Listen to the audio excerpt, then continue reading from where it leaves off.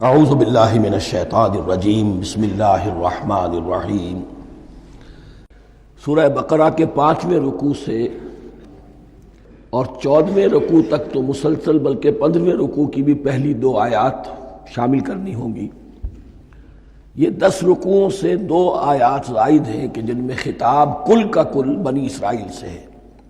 البتہ اس میں یہ فرق ہے کہ پہلا رکوع جو ہے وہ ان کو دعوت پر مشتمل ہے، نبی اکرم صلی اللہ علیہ وسلم پر ایمان لانے کی پرزور دعوت۔ بقیہ یہ 9 رکوع جو ہیں یہ ان پر فرد قرارداد جرم ہے جو عائد کی جا رہی ہے۔ ہم نے تمہارے ساتھ یہ احسان و اکرام کیا، تم پر یہ فضل کیا، یہ کرم کیا، تمہیں یہ حیثیت دی، تمہیں یہ مقام دیا، تم نے اس طور سے اپنے اس مشن کی خلاف ورزی کی، اپنے مقام اور مرتبے کو چھوڑ کر اور دنیا پرستی اختیار کی۔ یہ جو 9 رکوع ہیں ان میں بنی اسرائیل کی تاریخ کا تو یوں سمجھیے کہ ایک بہت بڑا حصہ اور نمایاں اس کے فیچرز آئیں گے، لیکن یہ سمجھ لیجئے کہ اصل میں یہ امت مسلمہ کو بھی ایک پیشگی تنبیہ ہے کہ کوئی مسلمان امت جب بگڑتی ہے تو یہ چیزیں اس میں آ جاتی ہیں۔ چنانچہ احادیث موجود ہیں حضور کی، لَيَأْتِيَنَّ عَلَىٰ أُمَّتِي مَا أَتَىٰ عَلَىٰ بَنِي إِسْرَائِيلَ حَزْوَ النَّعْلِ بِالنَّعْلِ، میری امت پر بھی وہ سب حالات وارد ہوں گے جو بنی اسرائیل پر آئے، بالکل ایسے جیسے ایک جوتی دوسری جوتی سے مشابہ ہوتی ہے۔ ایک اور حدیث میں فرمایا لَتَتَّبِعُنَّ سُنَنَ مَنْ قَبْلِكُمْ، تم لازماً اپنے سے پہلوں کی پیروی کرو گے۔ اور اس میں اس حد تک بھی آپ نے وضاحت کر دی کہ اگر وہ سابق امت مسلمہ، سابق امت اگر وہ گوہ کے بل میں گھسی تھی تم بھی گھسو گے، اور اگر ان میں کوئی بدبخت ایسا اٹھا جس نے اپنی ماں سے زنا کیا تو تم میں سے بھی کوئی شقی ایسا ضرور اٹھے گا جو یہ حرکت کرے گا۔ اس اعتبار سے ان رکوعوں کو پڑھتے ہوئے یہ نہ سمجھیے یہ اگلوں کی داستان ہے، پچھلوں کی کہانیاں ہیں، نہیں۔ خوش طرح باشد کے سر دل براں، گفت آیت در حدیث دیگراں، یہ ہمارے لیے ایک آئینہ ہے اور ہمیں ہر مرحلے پر سوچنا ہوگا، دروں بینی کرنی ہوگی، انٹروسپیکشن، کہ کہیں اسی گمراہی میں ہم مبتلا تو نہیں۔ دیکھتے جائیے گا۔ دوسرا نقطہ پہلے سے یہ سمجھ لیجئے، یہ جو 2 آیتیں میں نے 6 رکوع کی تلاوت کی ہیں، بعین ہی یہی 2 آیتیں 15ویں رکوع میں آئیں گی، اور اس کو یوں سمجھیے کہ یہ 2 بریکٹس ہیں۔ 9 رکوعوں کا مضمون ان 2 بریکٹس کے درمیان ہے۔ یہ 2 آیتیں یہاں سے بریکٹ شروع ہو رہی ہیں، وہ 2 آیتیں ان پر بریکٹ ختم ہو رہی ہیں، بعین ہی وہی آیات۔ ایک آیت میں تو شوشے کا بھی فرق نہیں، دوسری آیت میں صرف ترتیب بدلی ہے، مضمون وہی ہے۔ اس کے مابین جو کچھ ہے، اس سے باہر یہ جو 5واں رکوع تھا اس کے مضامین گویا کہ ضرب کھا رہے ہیں بریکٹ کے اندر کے سارے مضامین سے۔ یہ حساب کا بہت ہی عام فہم سا قاعدہ ہے، بریکٹ کے باہر کوئی رقم لکھی ہوئی ہے جس کے بعد کوئی زبر، کوئی جمع یا تفریق اگر نہیں ہے تو وہ ضرب کھائے گی، بریکٹ کے اندر جتنی بھی ویلیوز ہیں ان کے ساتھ ضرب کھائے گی۔ تو گویا کہ ہر قدم پر حضور پر دعوت، ایمان لانے کی دعوت اس پورے معاملے میں موجود ہے، اس لیے کہ اس میں بعض آیتیں ایسی آ گئی ہیں، ایک زیادہ نمایاں ایک کم نمایاں، جن سے کچھ لوگوں کو مغالطہ ہوا یا کچھ لوگوں نے فتنہ پیدا کیا جان بوجھ کر۔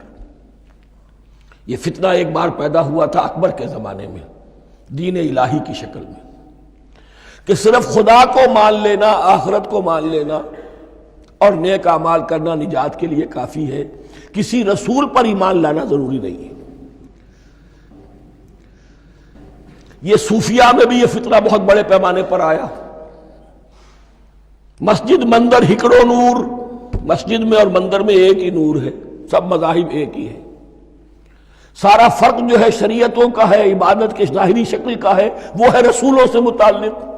رسولوں کو بیچ میں سے نکال دیجئے تو یہ دین الہی رہ جائے گا، اللہ کا دین۔ اتنا بڑا فتنہ تھا کہ جب ہندوستان میں سیاسی اعتبار سے، حکومت کے اعتبار سے مسلمانوں کا اقتدار چوٹی پر تھا، کلائمیکس پر، اکبر اعظم۔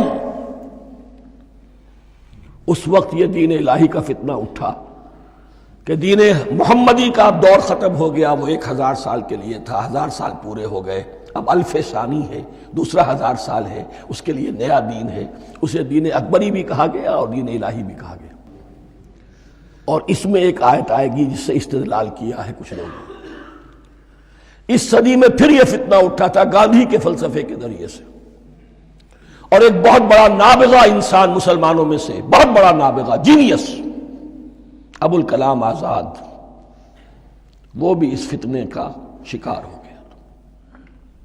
متحدہ قومیت، چنانچہ گاندھی اپنی پرارتھنا میں کچھ قرآن کی تلاوت بھی کراتا تھا، کچھ گیتا بھی پڑھواتا تھا، کچھ اپنشدوں سے، کچھ بائبل سے، کچھ گرو گرنتھ سے۔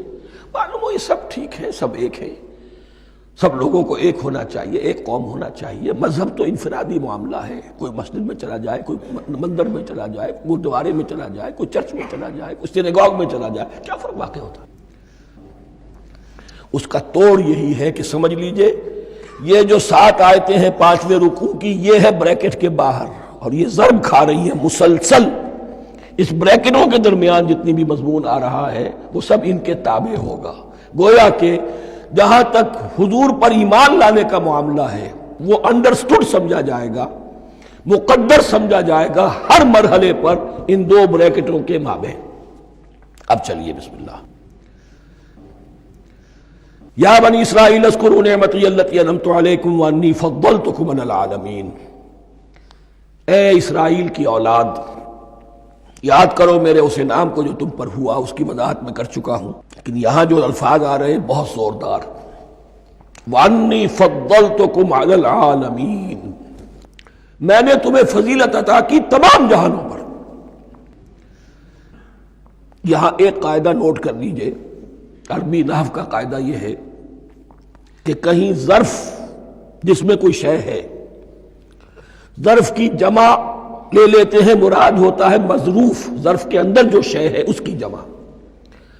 تمام جہانوں پر فضیلت، کیا فرشتوں پر بھی فضیلت؟ نہیں، جہان والوں پر، تمام اقوام عالم پر تمہیں فضیلت عطا کی، یہ مطلب ہے اس کا۔ تمام عالموں پر، تمام جہانوں پر، یعنی تمام جہان والوں پر، اس انسان عالم انسانیت کے اندر جتنے بھی مختلف گروہ ہیں، نسلیں ہیں، طبقات ہیں، ان میں فضیلت۔ وَاتَّقُوا يَوْمًا لَا تَجْزِي نَفْسٌ عَن نَفْسٍ شَيْئًا، میں عرض کر چکا ہوں، اب تیسری مرتبہ پھر عرض کر رہا ہوں، اصل شے آخرت، محاسبہ آخرت، یہ مستحضر ہوگا تو انسان سیدھا رہے گا۔ اس میں کمزوری آ جائے، ضعف آ جائے تو باقی ایمان باللہ، ایمان بالرسالت، یہ نہ معلوم کیا کیا شکلیں اختیار کر لیں۔ دیکھیے اس آیت کے اندر 4 اعتبارات سے محاسبہ آخرت کا زور ہے۔ وَاتَّقُوا يَوْمًا، ڈرو اس دن سے، لا تجزی نفس عن نفس شیئا، جس دن کوئی جان کسی دوسرے کے کام نہ آ سکے گی،